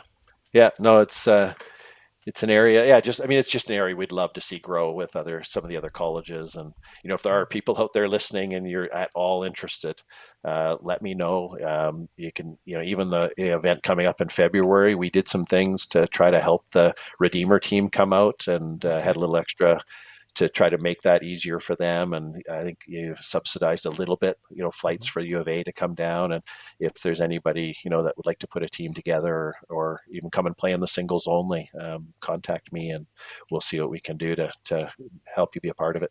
And then, That's yeah, awesome. and they'll get down there. They'll get a chance to play Raptor's Knoll, which is one of the greatest courses in Western Canada and in the area. So they'll get a chance to experience it. And maybe, I think you guys might have a little bit of advantage when you've got the course designer as your coach. I think you might know a couple lines here and there that they could throw. So Yeah. that is a home course advantage if I've ever heard It's- one. It's a home course advantage, even if I haven't played there for like 3 months, but that's Yeah. okay. Yeah, no, And then the you players, it's kind of our home course, and so the players do go out there. It's about 20 minutes from 25 minutes from campus. So, Okay. it's a bit of a home court advantage for sure. Yeah. That's awesome. That's awesome. Well, and then once you get through that, as you mentioned, you guys will get down to Winthrop to play the Nationals, and you're saying it's at 3 different courses, but I'm going to imagine one of them is the USDGC/Throw Pink course in some fashion, is it? Yeah, it's a shortened version, of course, Okay. and a little bit different. I think that USDGC course it's got lots of teeth, and the range for the college athletes is it's not 1,030 rated players. Right. There's a bunch that kind of crowd around the 1,000 rating level right at the top end, but you also have players, on the guys' side that are still, in the 800s, playing in any of the divisions really, because it's a team sport. You can have a wide range of rated players. So yeah, it's a little bit of a shorter version, but still some of the same challenge. And Okay. and it's just fun to see the players, go, and you see the bamboo hole, and you just Yes. drive up, and then, for a practice day, and everybody just jumps out of the vehicles, and you got to go throw it. So it's such an iconic hole, and don't necessarily go at it on hole 17 because they need those discs for competition, uh, but for the bamboo hole, and you see some things that are just so iconic like that they've seen, and Yeah. it's just the opportunity to be there and experience it. Now when they see it on coverage, they can say, I've been there, I threw that hole. And Yeah. so yeah, it's a pretty iconic course, right? So Yeah. it's Definitely. something that everybody knows. Do you find that a lot with your students? Is that, like you said, when you have your table set up there, a lot of the students that are coming up don't know what disc golf is, never maybe picked a frisbee up. Then all of a sudden, now they're starting to watch the events. Now they're starting to take an interest, and like now they recognize, oh wow, we're now playing on the hole that I've seen on TV. You see that a lot. Absolutely. Yeah, yeah. I mean, for anybody that's played, when you get to watch coverage and you get to watch a course and how players play it, either if you've played it before or you go play it afterwards, it just gives it completely different meaning, because Yeah. you watch it, and you can kind of feel yourself there because you've been there. Hmm. And so I think, and especially with the iconic courses, they came home, and and before we went down to Florida, they'd all watched chess.com from last year, and Yeah. they all Right. knew the holes. I mean, I didn't, but so Yeah. you get there, and the players are telling me what the holes are and where they're going. So Right. but oh yeah, they get right into it, and like I say, anytime you get a chance to play, and then a course that's on coverage, Yeah. it just gives it extra meaning, and it's because you can feel yourself there. Yeah. Yeah. Yeah. That's awesome. Well, Chris, I'm going to say to you that I'm very excited with all of this that we're talking about, because I can see that in the future we're going to see some of these players coming out of your program going and playing in tour events, showing up for some of those, and before you know it, they're going to have tour cards, and it's really going to show just that great growth that's happening. But I'm going to kind of lead us in with my next segue. So, Daryl, when we talk about the USDGC, we were talking about hole 17. It's affectionately called the Dream Killer. It's Hmm. only a par 3, but it must feel so good if you land that drive over the hay bales, short of the water, park it on the island. But speaking about islands, He's such a pro at this. Yeah, I was wondering. Yes, you've taken a relaxing cruise, however the ship goes down. You manage to swim to an island, and fortunately for you, there's an 18-hole disc golf course. Which 3 discs are you taking with you on the island? and all of your players are going to be listening to this one, so take it away, Daryl. There you go. Yeah, it's a staple of our episode. You've listened to the episodes before. You know what it's all about. If you could take any 3 discs, it started off as putter, mid-range, and driver. It's evolved so much now. Which 3 discs could you not live without that you had to take with you onto this island? Yeah, well, I think every one of my players would already know the answer that I would give on this, I think, and a lot of people that I play with. Definitely it'd be an AVR putt and approach, DX plastic. Yeah. Obviously I putt with those, but I also throw them a lot. Okay. Whenever I get a chance, they're a good throwing putter for me. Basically, if I have a chance inside 270 feet or so, I'm looking to see if I can use my AVRs for that. So Yeah. just how long are we on the island though? I might get beat up, so I might need to move to Star Plastic if I'm there for a long time. Yeah. The mid range, again, people will know it's a Star V Cobra. Okay. Unfortunately, it's out of production, but Yeah. I happened to grab about a dozen of them before they went out of production. So I'm still taking that one with me. Okay. But if I need to go to production, then it would be a KC Pro Rock, which might not be in production for much longer either. But Get them while you so can. Yeah, but the KC Pro Rock is just that, it's almost the same as throwing the AVR, except just more distance, and Okay. but really versatile, and just something that I never used for like the first 5 or 6 years, but so many people that I played with were throwing them. I think, this must be a good disc. I don't like it, but Right. it must be good. And then once I got them and started beating them in, and you get 2 or 3 of them in your bag, you just start to realize how just valuable they are. I have, anyways. Yeah. So, and then driver, absolutely no doubt, it's the Color Glow Shrike. Okay. Okay. Again, a little tricky to get. Usually, it's a tournament fundraiser disc, Yeah. but the Shrikes I carry, like the Halo Shrike, regular Glow Shrike, not so much Star Shrikes. They're a little bit flippy, but the Glow Shrikes and the Color Glow Shrike in particular is probably my go-to driver when I Yeah. have the chance to throw that disc. Because the little hyzer, I'm a hyzer flip guy, Okay. and so throwing that just dead ahead, 6-8 feet above the ground, letting it flip up and just keep going along that Yeah. path is kind of what I I throw a lot of. So when I get a What chance, we that's and my what we disc of dream choice. of as well, I Yeah, think. exactly. So yeah, quite a bit of a gap between the KC Pro Rock and the Shrike. Yep. So you have the AVR for your putt approach, KC Rock for your up shots. No real fairway mids, but then you go right up to the Shrike. Yeah, I mean, if there was a fourth disc, then I'd fill that slot, Yeah. and that'd probably be like a T-bird, probably.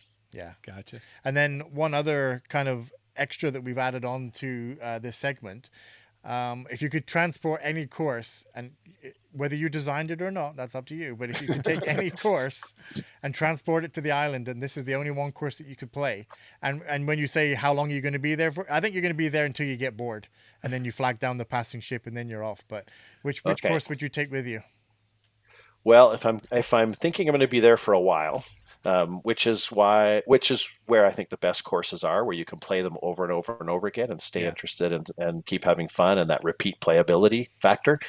Um, I get asked a lot about what's my favorite course. I think when you get involved in designing courses, you tend to look at courses a little differently, and everybody Yeah. always wants to know what your favorite course is. I don't have one. I Okay. think there's a type of course that I enjoy playing. Right. I have not found what I would say is the close to perfection course yet. You haven't Of the designed ones this I course play. yet. Not yet. No. We're hoping for that Work perfect in piece progress. of property and everything, but because it Yeah. does take some elements to build around.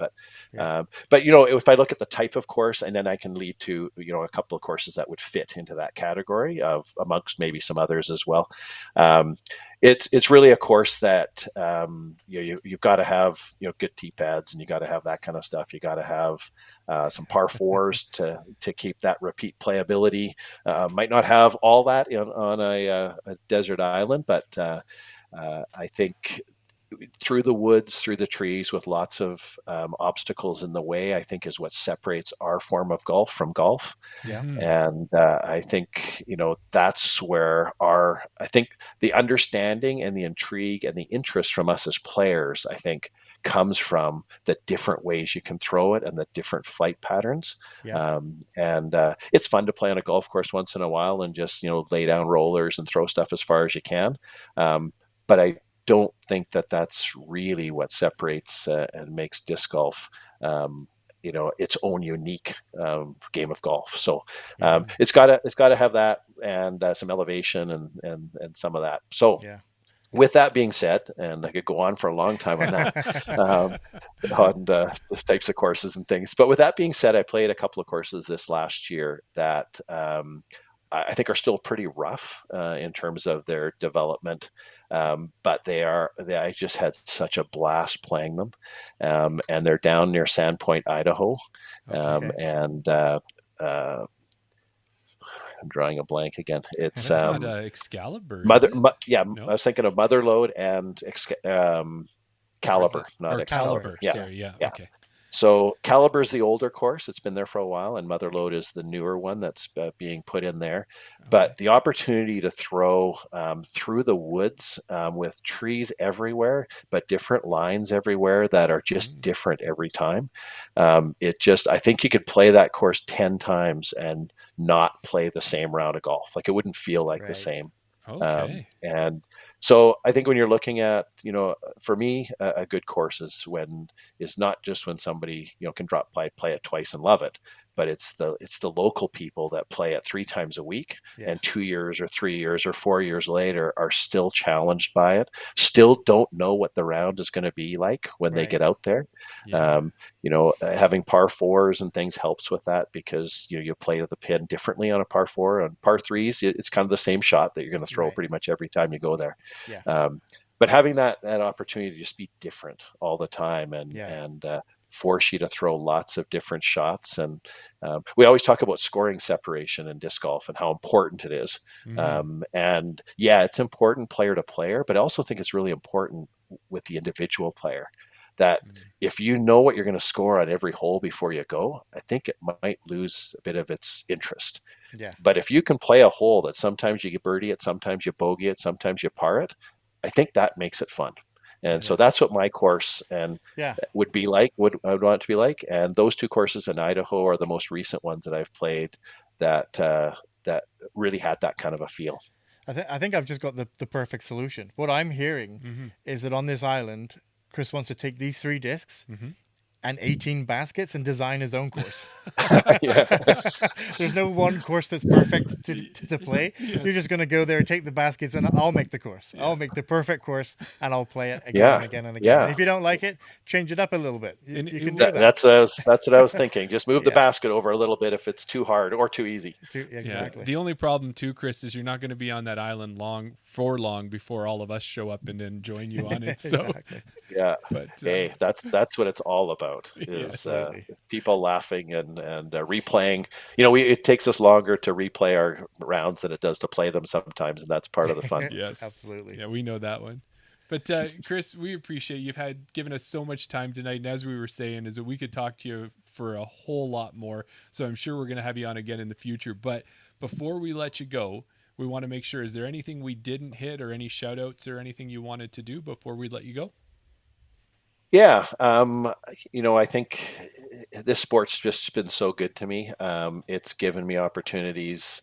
I've said to quite a few people that I've played a lot of sports from, when I was a kid all the way up, in lots of different sports.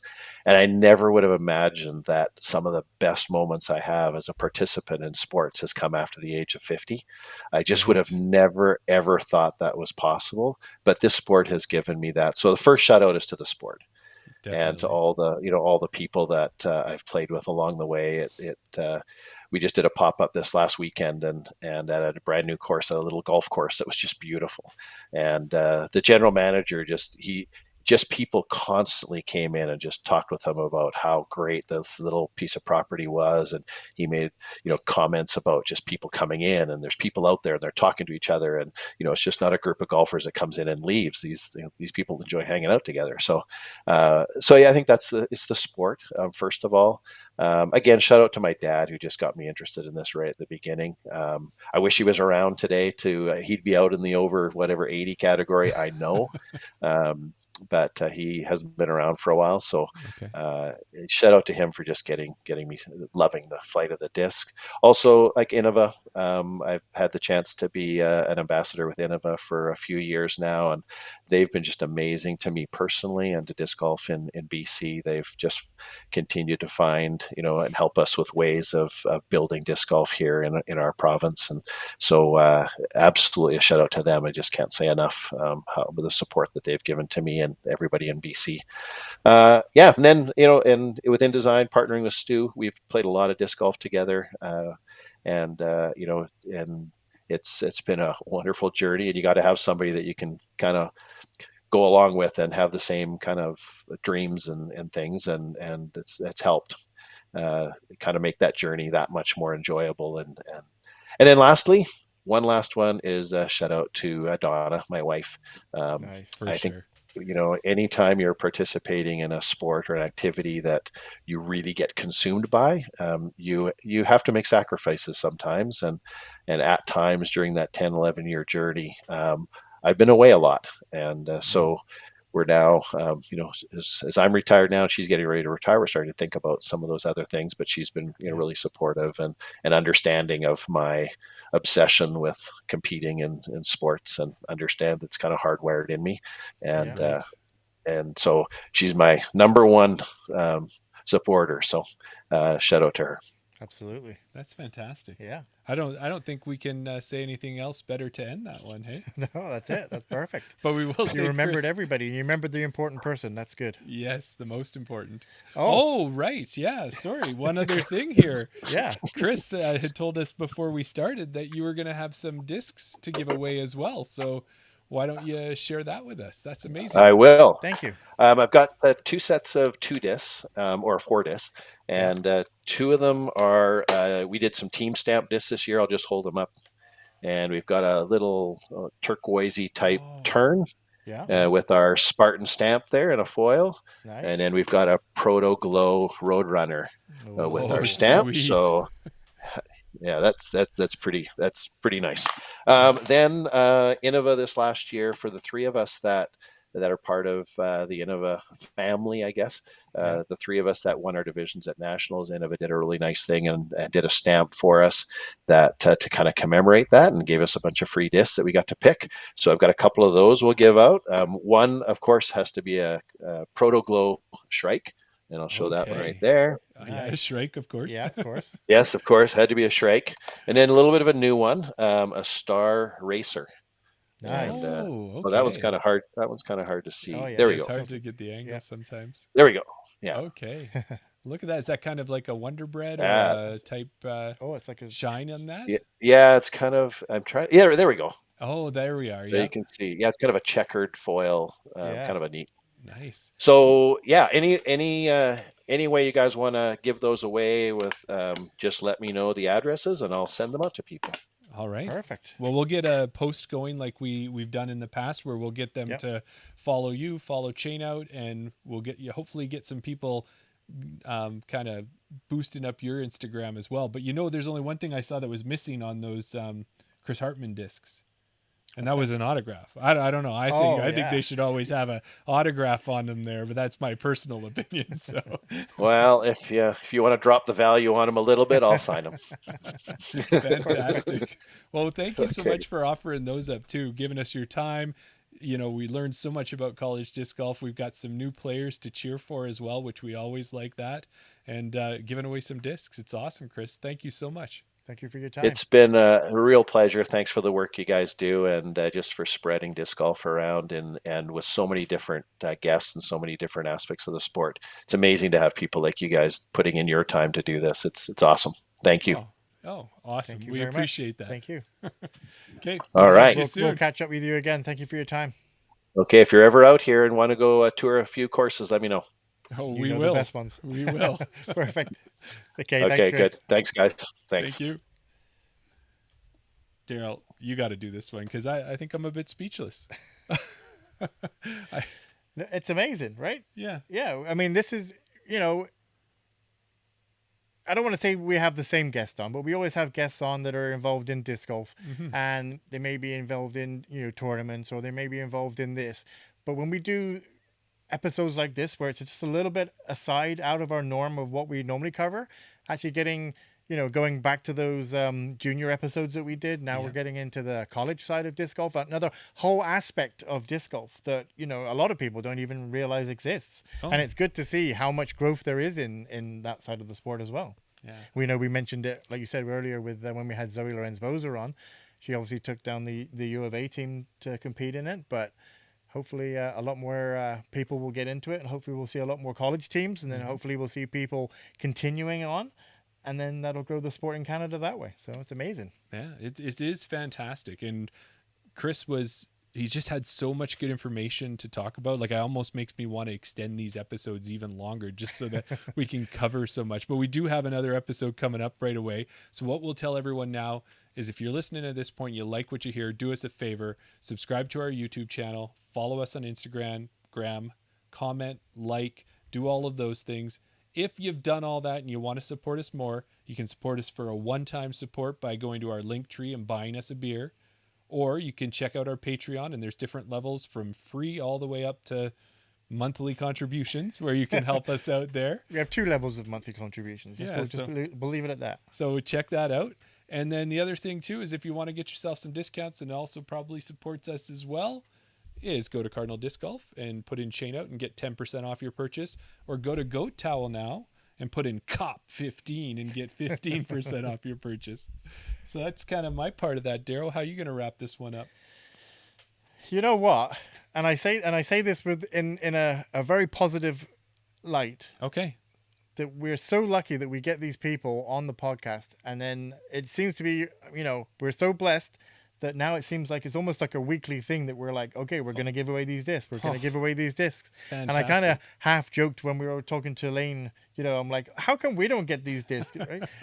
But I think I might just have to message Chris after the show and be like, I don't want one for free. I'm willing to buy one, but I think I would like a Chris Hartmann Sidewinder. Oh. I only bag one Sidewinder. It's kind of white.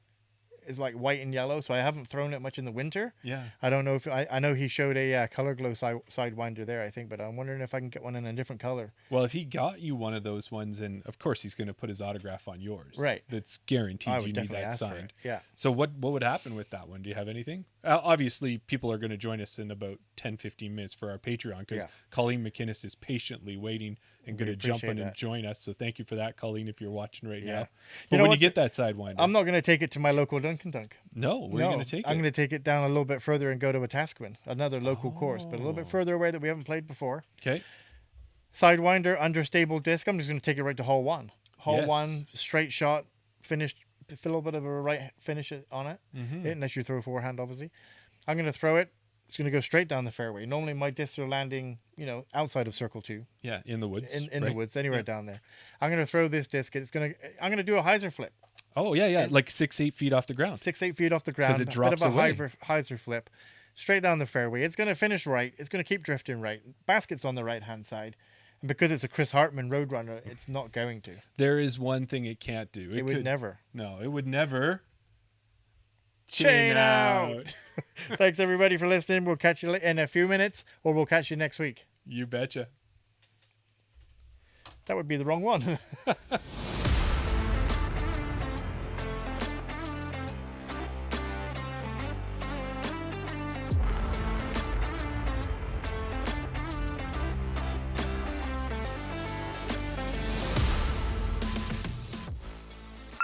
Welcome to the Chain Out podcast with your hosts.